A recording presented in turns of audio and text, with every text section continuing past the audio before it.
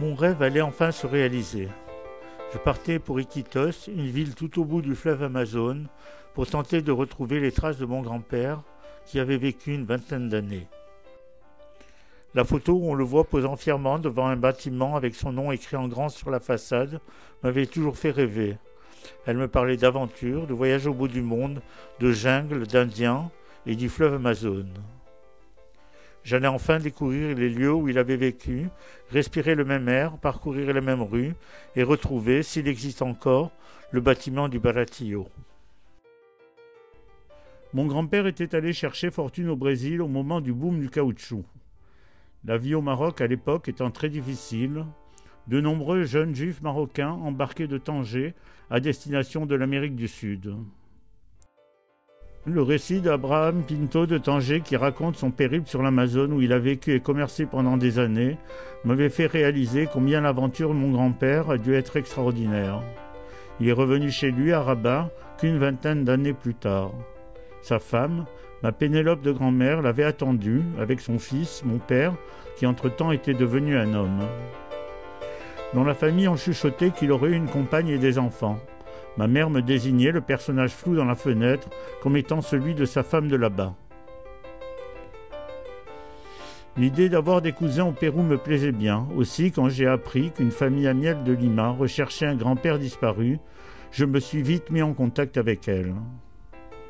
Lors d'un voyage en Israël, une cousine avait rencontré une famille amielle de Lima qui lui avait raconté que leur grand-père, David S. Amiel, était retourné au Maroc vers 1920, avait donné quelques nouvelles, puis plus rien.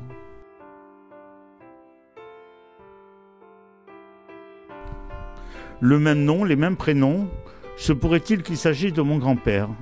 J'écris à Carmen pour en savoir plus. Enthousiaste, elle me répond par une longue lettre contenant des photocopies de photos. On y voit leur grand-père disparu, sa femme Cléophée, leurs 3 enfants et une partie de la famille actuelle.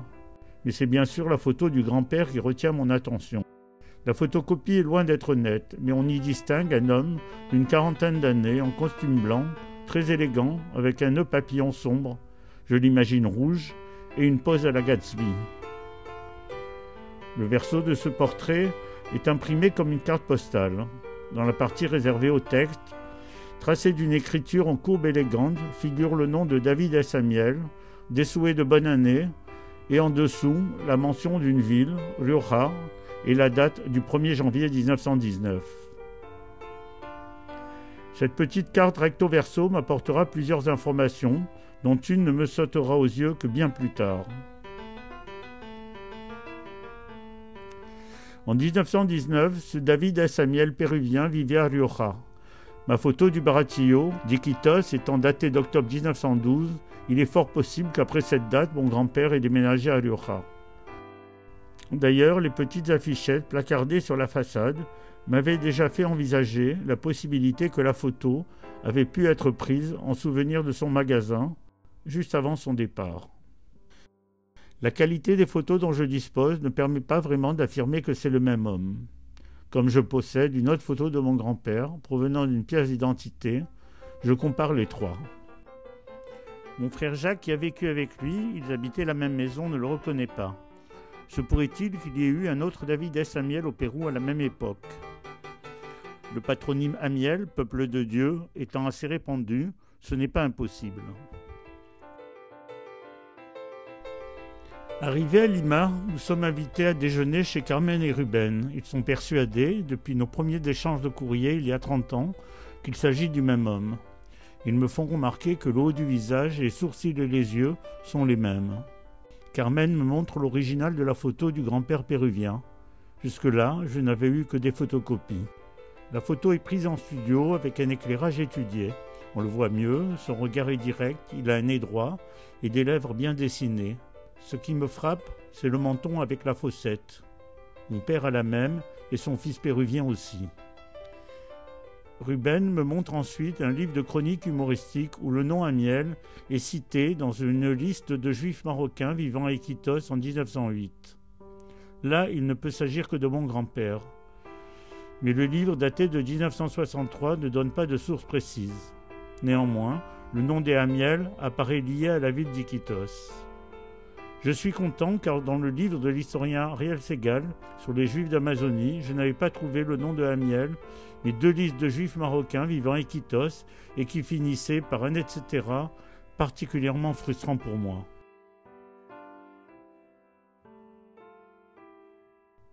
Nous avions pris rendez-vous avec l'historien Ariel Segal, mais avant de nous y rendre, je reçois à l'hôtel un appel téléphonique d'un de ses amis, Michel Tapiero, originaire de Casablanca, qui nous invite à déjeuner chez lui en compagnie d'Ariel.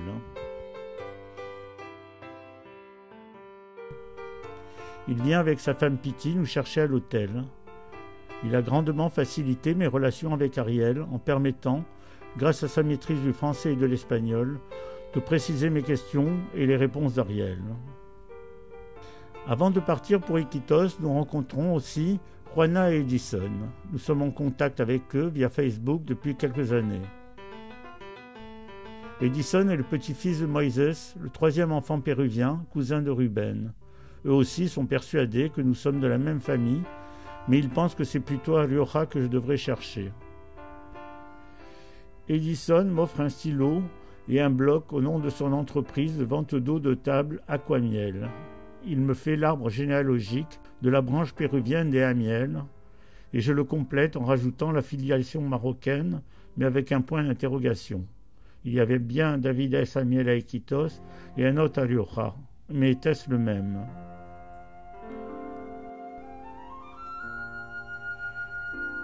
Nous prenons l'avion pour Iquitos. J'allais enfin voir la ville où David avait vécu et tenter de retrouver, s'il existe encore, le bâtiment du Baratillo.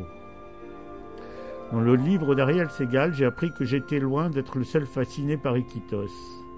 Cette ville et ses parages avaient, à travers l'histoire, fait fantasmer beaucoup de monde avant moi et fait naître de très nombreuses légendes. Ainsi, cette région serait le paradis, celui d'Adam et Ève, constitué dans une frange de l'Amazone, mais aussi l'Ophir de la Bible, où les bateaux ont apporté l'or dont a été recouvert le temple de Jérusalem. Sir Walter Raleigh aurait recherché là le fameux Eldorado, un roi recouvert chaque jour de poussière d'or par ses sujets. C'est dans ces parages aussi que les soldats d'Orellana, le premier Européen à naviguer sur l'Amazone, auraient combattu des femmes guerrières qu'ils comparaient aux Amazones de la légende grecque. Ils ont donné ce nom au fleuve qui jusque-là s'appelait Marañón. Voilà qui rapprochait tout d'un coup la petite Grèce, berceau de notre culture, de l'immense Amérique du Sud. Et ce n'est pas fini. Au début du XXe siècle, la petite ville d'Iquitos, composée de huttes en bambou et toits de palme, va connaître une destinée exceptionnelle. Elle va devenir, grâce au boom du caoutchouc, une ville active, internationale et cosmopolite. Cet afflux de richesses ne profite pas à tout le monde. Cette époque est cruelle pour les Indiens qu'on tentera d'esclavagiser. Les historiens parlent de dizaines de milliers de morts, souvent à cause de maladies importées, comme la variole, qui ont décimé des populations. Mon grand-père ne faisait pas partie de ce qu'on appelait les barons du caoutchouc, et son magasin, s'il lui permettait de vivre, ne l'a pas enrichi. Ma mission première est de retrouver cette façade qui avait hanté mon imaginaire d'enfant. La ville ne comptant en 1912 que 15 000 habitants, il se situait forcément dans une des rues autour de la Plaza de Armas, la place principale, bâtie autour de l'église, financée elle aussi par les barons du caoutchouc, très majoritairement catholiques. Nous sillonnons les rues prenant des photos des façades ressemblantes à celles du Baratillo. Dure épreuve, car il semble bien que ce type d'architecture, à portes et fenêtres arrondies, soit très à la mode à l'époque. Plusieurs fois, je crois la reconnaître. Mais en regardant de plus près les détails de structure, l'encadrement des fenêtres, les arrondis des portes, je déchante. À la fin de la journée, on abandonne un peu déçu. Peut-être le bâtiment a-t-il été rasé et un immeuble construit à sa place, comme cela a dû être souvent le cas. Sur la rue principale, à Calle Prospero et le long du Rio Itaia, aménageant une large promenade, nous découvrons les maisons de la Belle Époque. Les barons qui ont fait fortune grâce au latex ont bâti d'extravagantes demeures de type européen, avec grands patios, tuiles bleues vernissées, azulés roses du Portugal et marbre d'Italie. La plupart de ces casas existent encore, bien qu'en mauvais état. Certaines ont été réhabilitées, comme l'Hôtel Palace, construit en 1908 et considéré comme le plus beau de toute l'Amérique du Sud, aujourd'hui reconverti en siège de l'administration militaire. Les Casa Eiffel ou Cohen sont devenus des boutiques ou des grands magasins, et la Casa Morey a été réhabilitée en hôtel où nous sommes descendus. Elle a gardé la grandiloquence et l'excentricité de l'époque. Entrée immense à haut plafond, salon démesuré avec un grand miroir, datant sûrement de la riche période, salle à manger et escalier imposants, grande fenêtre donnant sur le malécon Tarapaca.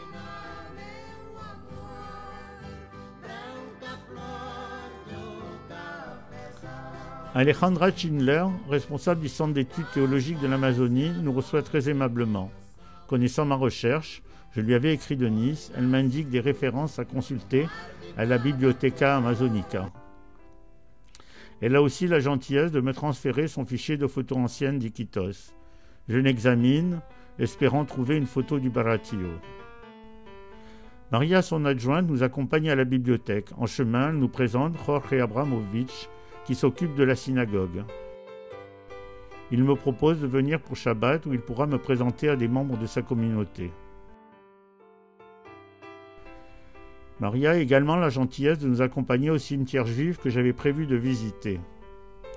Dans ce petit cimetière du bout du monde, je suis très ému de découvrir sur les tombes des noms que j'ai toujours eus dans l'oreille, ceux de juifs marocains de Rabat, comme Ben Zaken, c'est le nom de jeune fille de ma belle-sœur, Bahpod, j'avais des voisins de ce nom, Toledano et Lalouf Azoulay, etc., tous enterrés à 12 000 km du lieu où ils sont nés. Nous passons ensuite l'après-midi à la bibliothèque, à compulser de nombreux documents à la recherche du nom de mon grand-père, mais sans succès.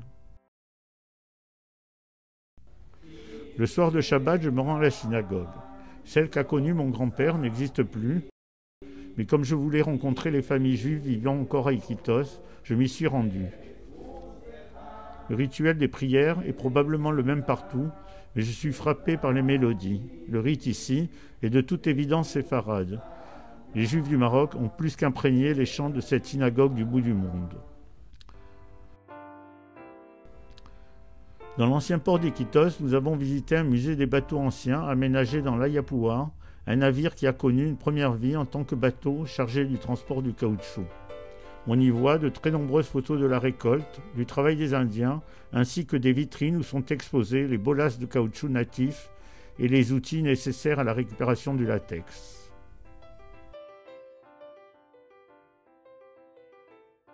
Je me suis promené sur ce bateau dans lequel très probablement mon grand-père a voyagé, car l'Ayapua a assuré la circulation sur le fleuve pendant plusieurs dizaines d'années.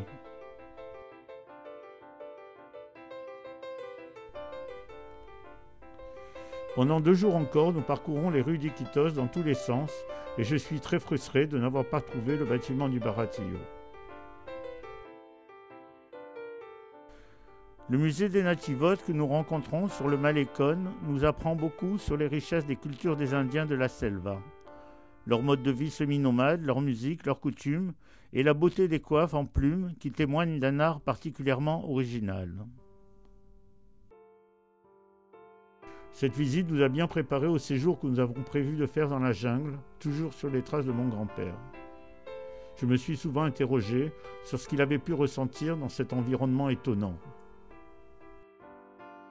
Nous voilà enfin sur l'Amazone, véritable labyrinthe aquatique qui prend naissance dans les Andes avant de se diviser en une multitude de bras et de méandres, plus ou moins inondables selon les saisons. Lors d'une grande promenade que nous faisons dans la jungle, accompagnés d'un guide, nous sommes frappés par l'exubérance de la nature, la luxuriance de sa flore, sa densité. Le soir après dîner, une balade en barque à la lumière de petites torches frontales est encore plus impressionnante. Nous sommes immergés dans une nature d'où toutes sortes de caquettements, de craquements et de cris bizarres nous parviennent. J'imagine le nombre de nuits que mon grand-père a dû passer sur les rives de ce fleuve mythique.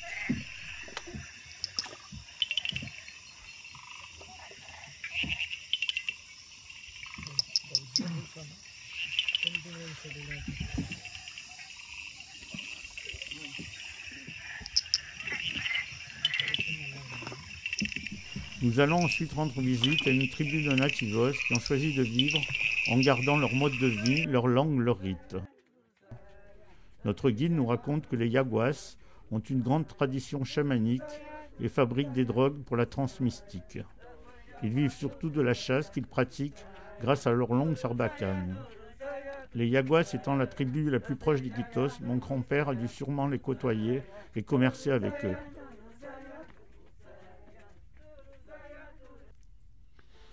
Après ces jours étranges dans la jungle, nous reprenons nos recherches. Nous explorons, sans résultat, toutes les rues du centre qui mènent à la Plaza de Armas. La photo du Baratillo, cadré serré, ne permet pas de distinguer si le bâtiment se continue, s'il comporte des étages, et rien ne nous permet de reconnaître la rue. Je me décourage. Le bâtiment a sans doute été détruit. Nous avions presque abandonné quand sur la rue de l'hôtel, la Calle Loreto, à 3 pâtés de maison, une nouvelle façade attire mon regard. Mon œil se fige. On dirait que c'est elle. Nous la regardons de plus près. L'épaisseur des fenêtres avec leurs arrondis à rayons, la porte, le bâtiment, le trottoir, aujourd'hui décatis avec un arbre au milieu, tout correspond. Et preuve ultime, quand je cadre le bâtiment avec l'appareil photo, je vois le Baratillo que depuis des années j'ai dans l'œil. Très excité, de retour à l'hôtel, sur l'ordinateur, je fais des essais en superposant dans Photoshop les calques de nos photos à l'original. Je mesure, ça cadre parfaitement, je jubile, il n'y a plus de doute. J'en suis sûr, c'est bien lui, j'ai trouvé le Baratillo. Grâce à Juan, un Argentin vivant à Paris que nous avions connu lors du séjour dans la jungle et qui va nous servir d'interprète, les portes s'ouvrent, c'est le cas de le dire. Nous pouvons pénétrer dans le bâtiment et rencontrer le propriétaire, un vieux monsieur de 92 ans. L'abuelito nous apprend qu'il a racheté l'immeuble en 1976 à un nommé Strasberg. Mais il ne connaît pas les propriétaires précédents. Ma mission était remplie. Je pars d'Iquitos, heureux d'avoir trouvé le Baratillo et d'avoir pu y pénétrer. Cette photo était devenue réalité. Il me restait néanmoins à prouver que ce David Amiel d'Iquitos était le même homme que celui de Rioja. Existait-il un lien entre ces deux villes? J'allais peut-être trouver la solution à Trujillo, où vit Edison et une grande partie de la famille issue de Moïse. Il dispose probablement de documents qui pourraient m'intéresser. Juana et Edison étaient à Lima, mais ils avaient missionné leur fils Joseph pour nous faire rencontrer la famille. Joseph et sa copine Patoshi arrivent à notre hôtel, suivis peu de temps après d'une quinzaine de personnes. Et j'ai le droit à des tios, des primos et des embrassades de tous. Moi qui n'avais pratiquement pas de parenté du côté de mon père, fils unique, je me retrouve avec de nouveaux cousins et cousines, tous particulièrement chaleureux. Nous allons chez Tapner, l'aîné de la famille. Il me montre diverses photos et surtout un document généalogique qu'il a constitué, selon lequel son grand-père est né à Tanger en 1886. Or, dans le seul document officiel que je possède, celui du consulat du Brésil à Casablanca, la date de naissance consignée est 1882 à Rabat. Ce n'est donc pas le même homme. Mais quelques secondes plus tard, un autre élément me stupéfie. Le nom que leur grand-père indique, David S. Amiel Benoualit. Ce dernier nom a été rajouté selon la coutume espagnole qui accole le nom de la mère à celui du père. Or, ma grand-mère avait pour nom de jeune fille Benoualit. Ce serait quand même incroyable qu'il existe au Pérou, à la même époque, deux David S. Amiel ayant un lien direct avec le patronyme Benoualit. Je suis troublé. C'est donc le même homme. En un instant, j'étais passé d'une certitude à une autre. C'était bien le même grand-père. Dans ce cas, la femme à la fenêtre pouvait bien être Cléophée. Son aîné Ruben étant né en janvier 1913 et la photo du Baratillo étant datée du 15 octobre 1912, elle devait être enceinte d'environ 3 mois. Comme je m'en doutais, peu de temps après avoir immortalisé son Baratillo, ils se sont installés à Yurimaguas, où Ruben est né, puis à Rioja, ville natale de Cléophée, où sont nés ses 2 autres enfants, Lilia et Moïse. Il ne me manquait plus qu'à trouver un lien entre Iquitos et Rioja, et c'est de retour à Nice, en retravaillant mes notes, que j'allais le découvrir. En rescannant les écritures de la carte de vœux du grand-père péruvien, je remarque de tout petits caractères que je n'avais pas bien lus à cause de la mauvaise qualité de mon document. Je déchiffre. Lira Ijil, Iquitos, Pérou. Je bondis. Ainsi, la carte postale où était mentionnée la ville de Rioja avait été faite à Iquitos. Et chez le même photographe, Gil Ruiz, qui après 1912 s'était probablement associé à un autre photographe appelé Lira. J'ai cherché sur internet et trouvé près de 100 cartes postales portant leur signature. Ils ont été des témoins très précieux de la vie en Amazonie. Et c'est grâce à 2 de leurs photos que j'ai pu reconstituer une partie du parcours de David.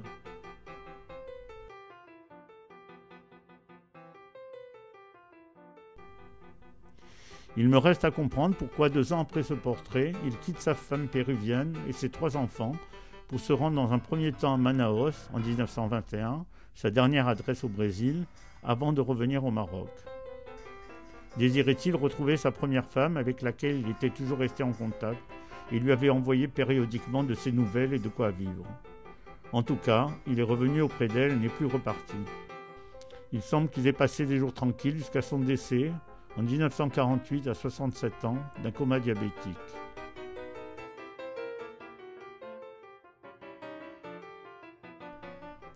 Aujourd'hui, je prends conscience que mon grand-père, en plus de m'avoir légué son prénom, m'a embarqué dans une grande aventure, un voyage fantastique, pas le plus facile, la recherche des origines n'est jamais anodine, mais le plus fou, le plus insolite, le plus exaltant.